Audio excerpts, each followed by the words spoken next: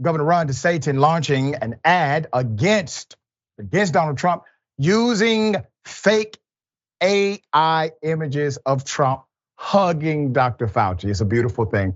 Here it is. You're fired. You're fired. You're fired. You're fired.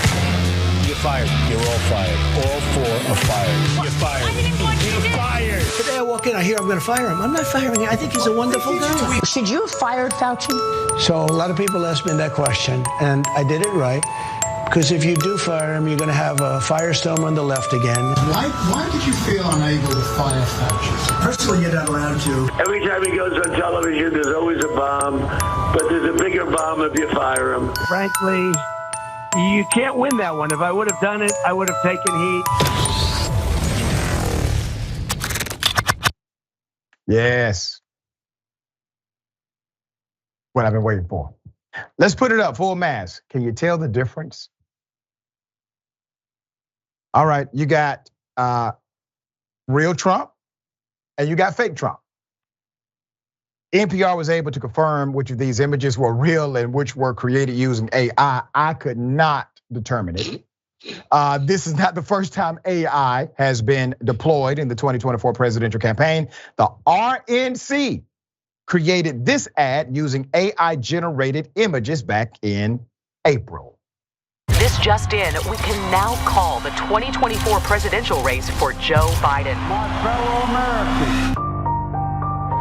This morning, an emboldened China invades Taiwan.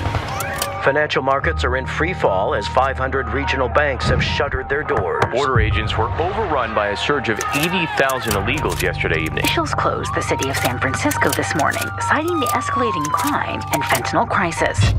Who's in charge here? It feels like the train is coming off the tracks.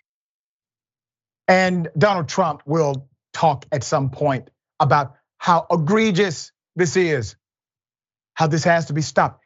It should be illegal, he will say. But let's put it up. You see, Trump has been guilty of this as well. He posted a video that featured an AI-generated version of DeSantis' voice in a video posted to his Truth Social account, placing DeSantis in a Twitter Spaces conversation with Dick Cheney and Hitler, among others. Advocacy groups warn about further use of this in politics. The American Association of Political Consultants announced last month that it will use a broad standard to review, condemn, and if necessary, sanction its members for using deep fake ads produced with generative AI technology. The group's president-elect, Larry Hung, told HuffPost, AAPC has taken a strong stand against the use of deep fake videos intended to mislead voters.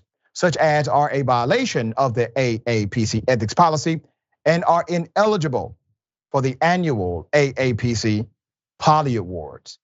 And the collective response from the political community was, who gives a damn about that?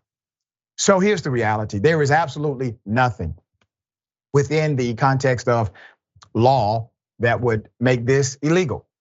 We've allowed political speech to be whatever it wants to be, to permeate in areas, well, less traveled by those outside of politics.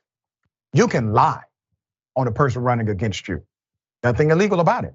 What is AI-generated imagery? It's a lie. That's all it is. But we have allowed lies to become the standard. It's not simply normal, it's expected. So this new expression of that lie is all it is. It's a new expression of a lie. It's going to be interesting to see exactly how this impacts the campaign. We're not talking about things that look real. We're talking about things that appear real to everyone. No one can tell the difference. Now, when that kind of technology takes hold in the political cycle, please understand it will penetrate everyday Americans, everyday people. This is not going to be something that remains just a political conversation, is my point. Wos, what are your thoughts about not AI look real technology, but AI real technology? No one can tell the difference. What are your thoughts? Part of me kind of feels like nothing is new under the sun, right? This is a sort of digital AI era version of what I'm sure you'll remember, the swift boating of John Kerry, where George Bush and them boys basically started a whole campaign implying that he deserted his post and like deserted his homies in Vietnam. Yep. Completely, wholly false, untrue, and it helped to, to tarnish John Kerry's reputation. Also, some people might not remember this, but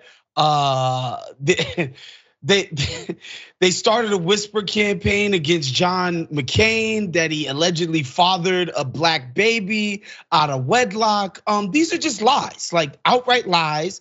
That, again, this was the Bush campaign in the GOP primary. They pushed outright lies about these guys, and to me, this is in lineage with that. Okay, yep. Just dirty tactics. What people from, people from Dick Cheney and on would call rat effing, right? This is just dirty, underhanded political tactics.